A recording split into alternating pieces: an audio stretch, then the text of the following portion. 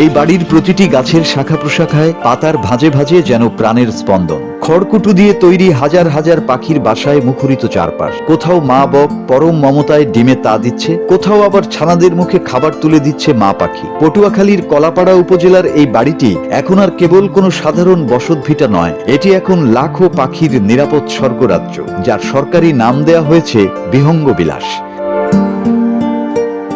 বিশাল এই বাড়ির বাগান জুড়ে দেখা মেলে এক বিরল দৃশ্য।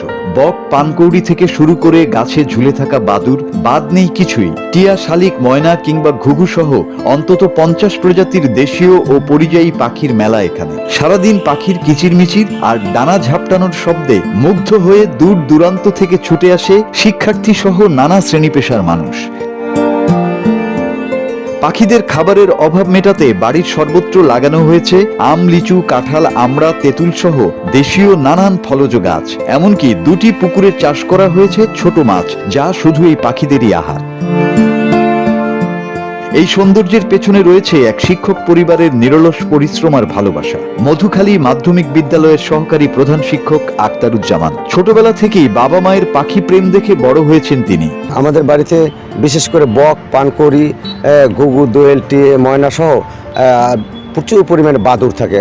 আমরা দেখছি যে খাবার সংকট হয়। এই খাবার সংকটের কারণে আমি 50% জায়গায় একক কলা চাষ করছি, যাতে পাখির খাবারের কোনো সংকট না হয়। তাছাড়াও আমার 2টা ছোট ছোট ঘের আছে, 20% এবং আরেকটা হচ্ছে 25%। এই 2টা মাছ এই বক এবং পানকৌড়ির জন্য আমি ব্যবহার করি।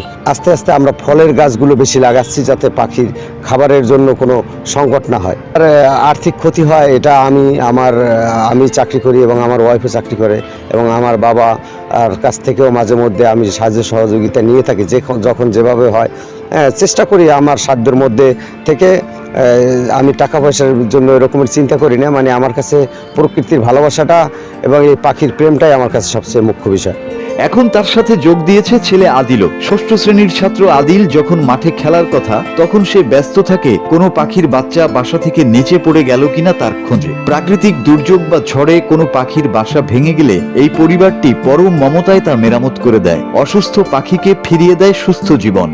বন্ধুরা এই পাখি দেখতে আসে, আমার স্যারেরা এই পাখি দেখতে আসে, এবং বিভিন্ন স্থান থেকে বিভিন্ন মানুষ আমাদের এই পাখি বাড়ি প্রদর্শন করতে আসে। এটা দেখে আমার খুবই ভালো লাগে। পাখিদের প্রতি এই বিরল ভালোবাসার স্বীকৃতি মিলেছে রাষ্ট্রীয়ভাবেও। পটুয়াখালী জেলা প্রশাসন এই বাড়িটির নাম দিয়েছে বিহঙ্গ বিলাস। আক্তারুজ্জামান স্যারের বাসায় এসেছি অতিথি পাখি এবং অন্যান্য প্রাণীদের প্রতি আন্তরিক হয়ে তাদের সুবিধার্থে, তাদের বসবাসের সুবিধার্থে তিনি অত্যন্ত গুরুত্বপূর্ণ কিছু উদ্যোগ গ্রহণ করেছেন। যেমন তিনি 33 শতক জায়গার উপর কলা গাছের বাগান তৈরি করেছেন, এবং এগুলো সম্পূর্ণ পাখিদের খাবারের জন্য তিনি উৎসর্গ করে দিয়েছেন, এবং এখান থেকে তারা কোনো ধরনের উপকার বা সুবিধা গ্রহণ করেন না। সম্পূর্ণ প্রাণীবান্ধব এবং প্রাণী কল্যাণে চমৎকার উদ্যোগ গ্রহণ করেছেন। এই নিউজগুলো দেখার পরে আমাদের শ্রদ্ধেয় জেলা প্রশাসক স্যারকে আমি অবগত করি।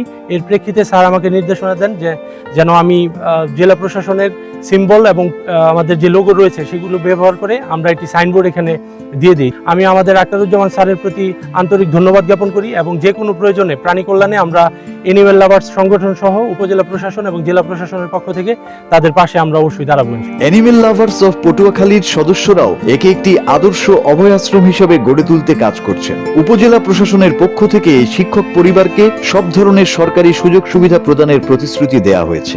আমরা বিভিন্ন সংবাদ মাধ্যমের মাধ্যমে জানতে পারি যে এই বাসায় আক্তারুজ্জামান, যে উনি স্কুল শিক্ষক, তার বাসায় দেশীয় এবং পরিযায়ী পাখির আবাসস্থল আছে, আশ্রয় দিয়েছেন। এটা পরবর্তীতে আমরা উপজেলা প্রশাসন এবং জেলা প্রশাসনের সাথে কথা বলি, এবং জেলা প্রশাসন আমাদের মাধ্যমে তথ্য নেওয়ার পরে তারা এটাকে সংরক্ষিত এরিয়া অভয়ারণ্য, যেটাকে পাখির অভয়ারণ্যকে কলোনি হিসাবে ঘোষণা করা হয়, এই ঘোষণা কার্যক্রম চলছে, এবং এটা সরকারি মাধ্যমে এটা সংরক্ষিত এলাকা হিসেবে ঘোষণা করা হবে। এবং আমরা অ্যানিমাল লাভার্স অফ পটুয়াখালী এটার সর্বোচ্চ দায়িত্ব আমরা নিয়েছি। মানুষ আর পাখির এই মিতালি আমাদের শেখায় সহাবস্থানে প্রকৃতির আসল সৌন্দর্য। আক্তারুজ্জামান মাস্টারের এই বিহঙ্গ বিলাস হয়ে উঠুক আগামী প্রজন্মের এক অনন্য অনুপ্রেরণা, যেখানে আকাশ জুড়ে ডানা মেলবে হাজারো পাখি, আর তাদের সুরক্ষায় পাহাড় হয়ে দাঁড়িয়ে থাকবে মানুষের Mamata. Bangla TV news desk.